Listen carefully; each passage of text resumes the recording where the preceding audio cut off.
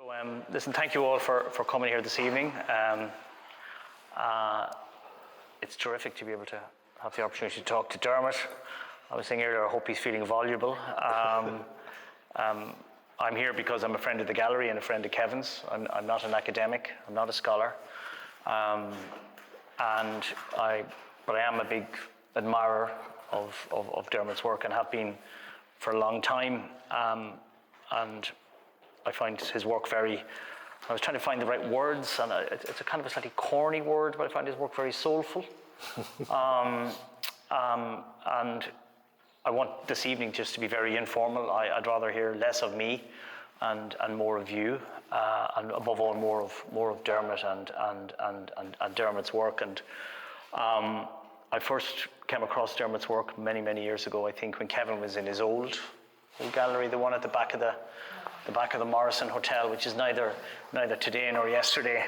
And then when Kevin moved here and was very taken with one particular piece of work, Hiberno O'Hare, which is a very large work. Some of you might be familiar with it and have followed Dermot's work over the years. And I think the last time we had a long conversation the last time we had a long conversation of any description was over dinner several years ago, and it was probably late enough in the evening, and we didn't talk about art or painting at all. I think we talked about fishing, the landscape.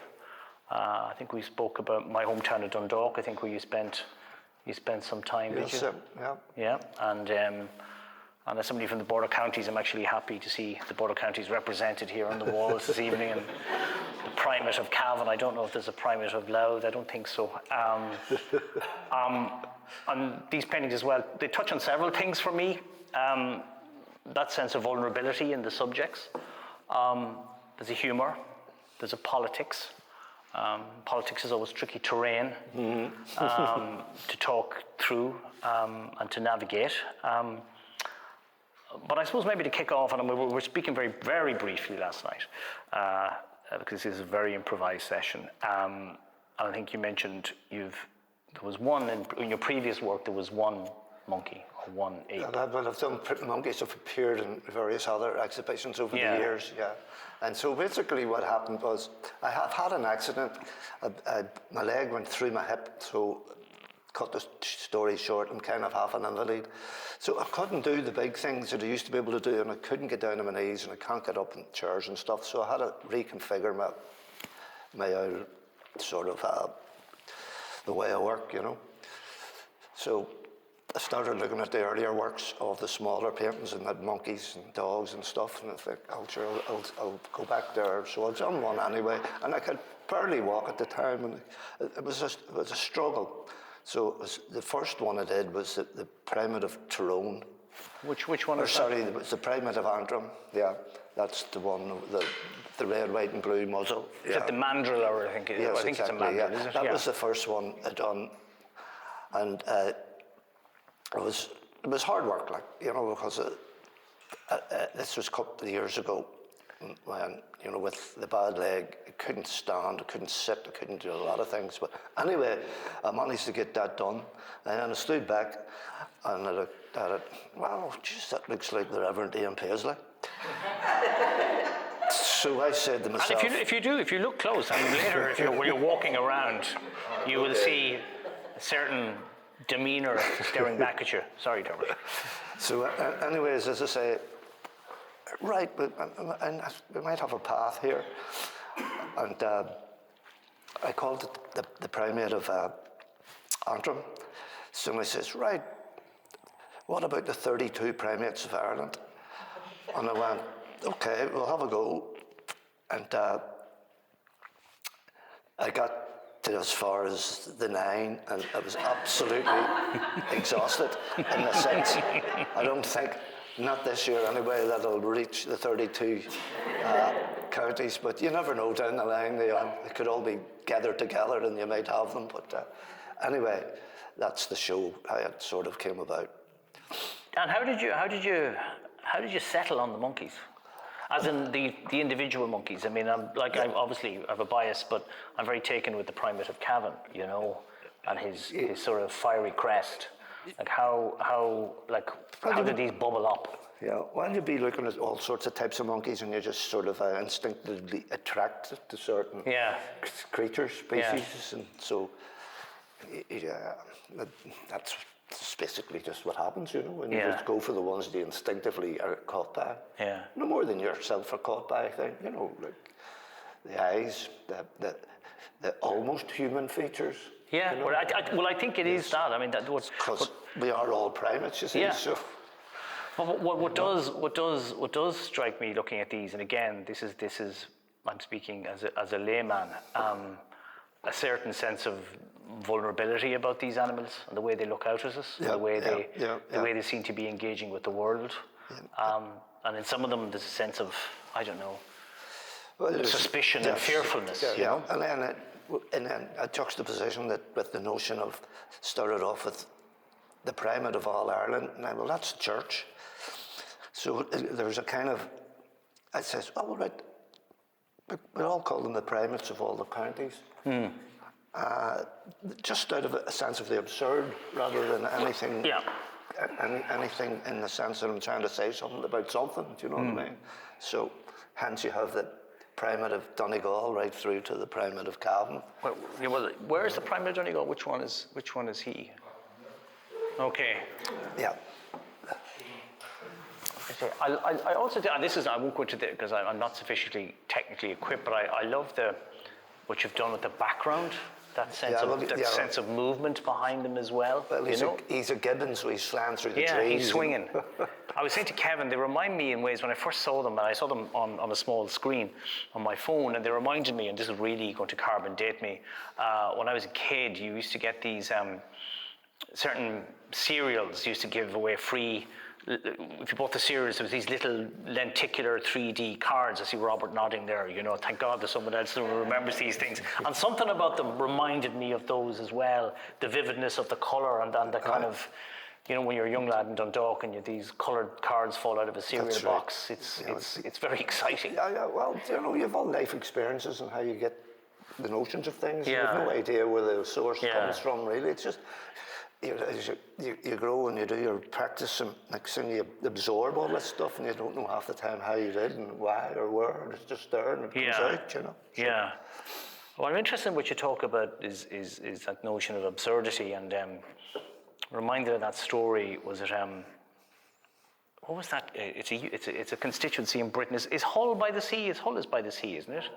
Is it Hull?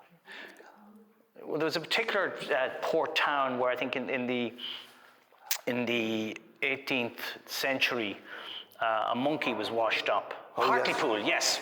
And the monkey was washed up and was hanged as a French spy.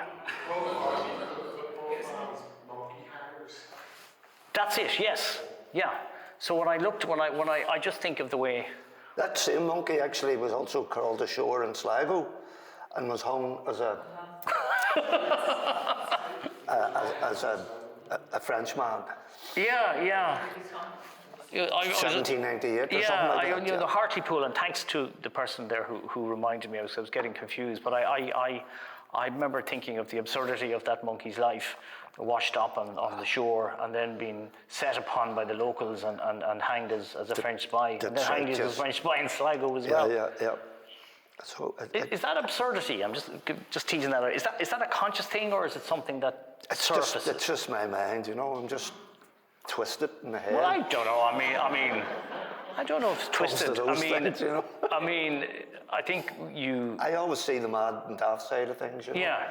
I suppose I'm sort of the theatre of the daft, you know. So. Well, I know that, and those of you may know. Dermot has a very interesting and quite vivid Facebook presence, and there are various pictures of, British spy found, and it's a dead bird or and obviously I know fishing and locks and water is very close to your heart as well. But if you want to, I think, an odd sort of insight into Dermot's sensibility, quite mordant. I mean, there was a great photograph of your back garden chairs soaked in the rain overlooking. So that I find that aspect of your work very, very appealing. And yeah. Well, when you're sitting there staring at nothing, the big nothing, you just sort of get daft, you know. Yeah. So as a result, you have a sense of the daft, you know. Just maybe to open it to the floor, I'm conscious of, I said, I don't want this just to be me rattling on here, just be interested in some people's questions. And you tip, I don't know, maybe I'm being too tentative when I say this, you tip around politics, I think. I'm reading some of your Yeah, well, comments. it's not deliberate, it's just always hidden under the surface because I've grew up and all that shit. Yeah, you know? yeah, Growing up in the north and all that, all through the 70s and all that stuff. So it was your language. So like a helicopter in the sky was nothing new. It was just like a bird in the sky. You know? It was always there, never not there, and the troubles was all around you. But you didn't know you were abnormal until you went away and realised that you come from a nut house. You know? Yeah. Is that the context in which I think you said a want of a cow isn't just a cow? That's right, yes. Yeah.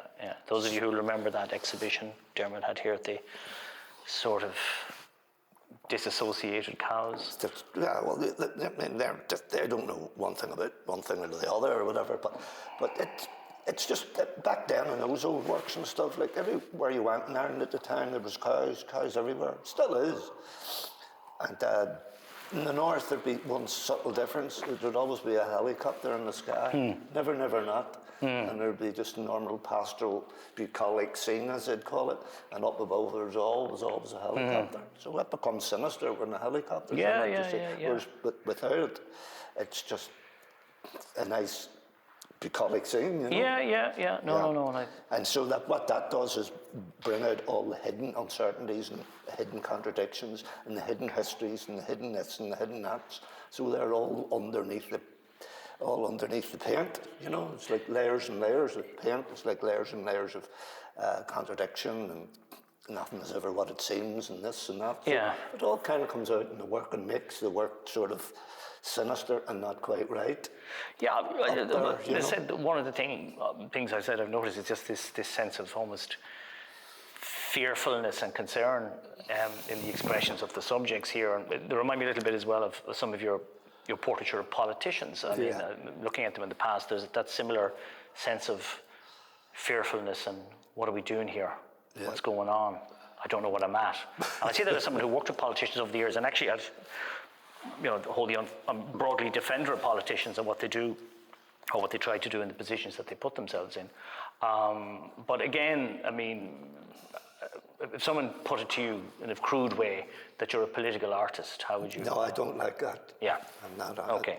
Well, people, because of, well, I don't know, they seem to want to put people in boxes, you know, and I don't like to be considered it, because a political artist deliberately makes a statement. I'm not making statements, I'm just presenting what I'm walking through, you know? Yeah. And if you happen to be walking through the borderlands, or where I used to live up in Monaghan and all that way, that's what you're doing, you're presenting them, you know? And you live in Mayo now? I do live in Mayo now, but for 4 years I lived in County Monaghan in the 80s. Yeah.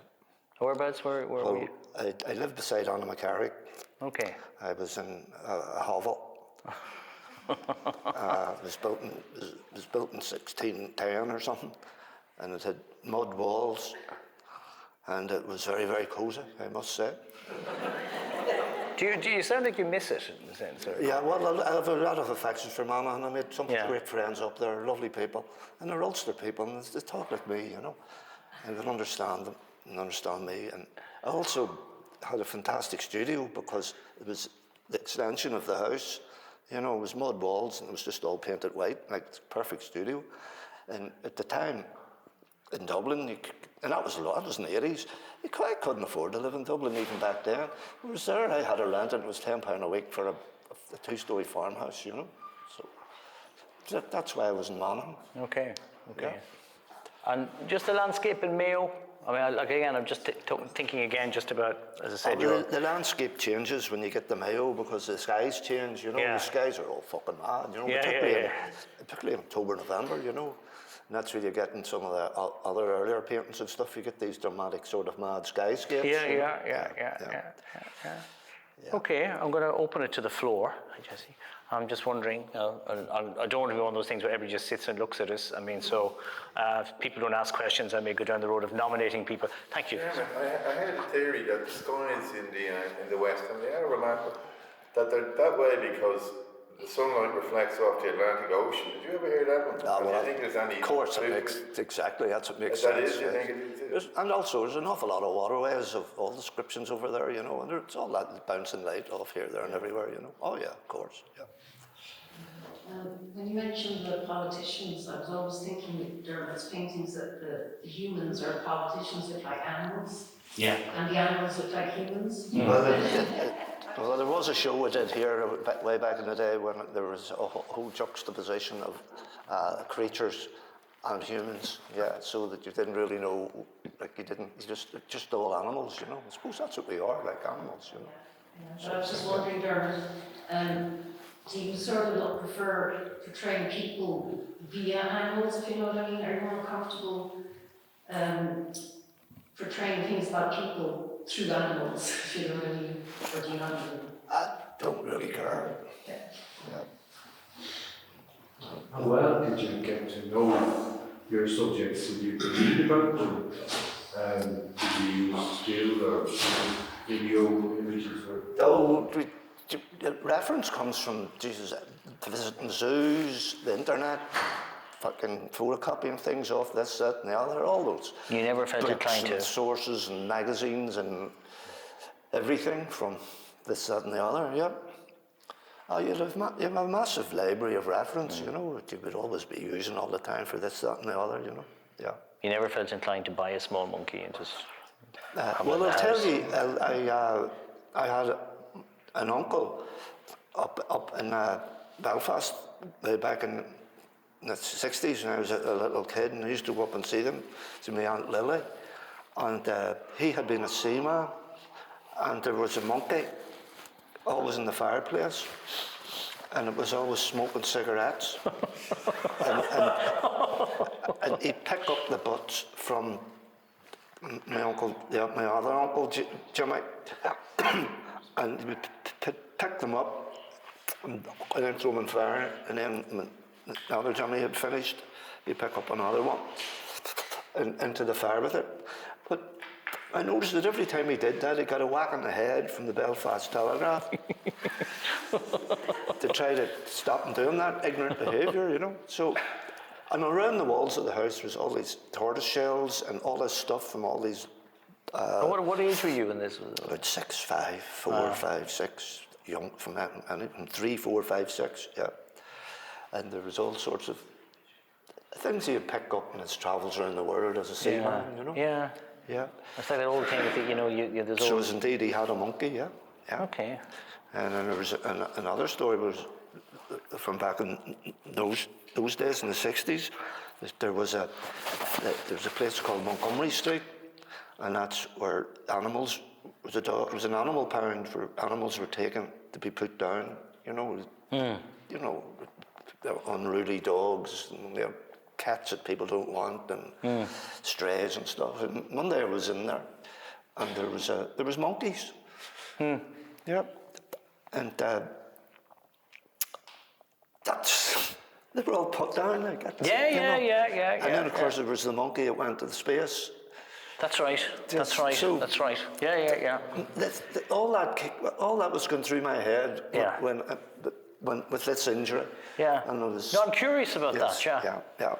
And do you remember the monkey's name? Just out of curiosity. Do you remember the monkey's name? Or was it just the monkey? Oh, they were just monkeys because they were left in because nobody wanted them. Nobody wanted them. Because a lot of people had monkeys back then because they were seamen. Yeah. You know, a lot of people at sea. Those kind of long-tailed monkeys, you know? Yeah. All sorts of monkeys, yes. Yeah. Okay. I'd like this, Corbin. Any more questions? Come on. There must be some more. They don't have to be monkey-specific questions. Rachel. Probably a super basic question, but I love when you paint things that are just hovering in the sky. Oh, yes. And I wonder what your thoughts around that are, or how did you come to start doing that? I don't know, you know. It's just, you hover yourself sometimes, you know. Particularly in the west of Ireland, you find yourself hovering places, you know. It's like it's because I live in quite mountainous, wild areas, and I'll be out fishing in lakes and stuff, but sometimes you seem to be hovering over things, you know. So it kind of comes from that, yeah. All the strange angles and things. That comes from being out in a lake all day, where everything is doubled up, and everything's all the wrong way around. And yeah, that's definitely where that comes from. Yeah. Okay. Yes. You said this guy looked like Ian Beasley. Yeah. Any other? Not really. No. Then that becomes too descriptive. Do you know what I mean? No. That was just the thing that started it off. Yeah. But the Primate of All Ireland, he's the Armagh fellow. Yes, that's right. Yeah. That's him. That's why there's no Armagh, because he's Armagh. Yeah, they're the same thing. Yeah, that's right. I mean, The champion. I don't know, Kevin, did you send a press release to the Catholic press office or let the church know that this was happening? Okay. Okay. Enough problems on their hands at the moment. Okay.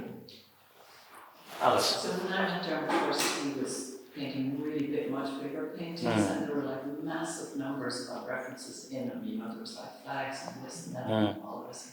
But I think as he continued to work, that his work kind of distilled into Yes. kind of essence rather than a narrative painting. Yes. So I think that's what I think he's like, this kind of essence of looking. Yeah.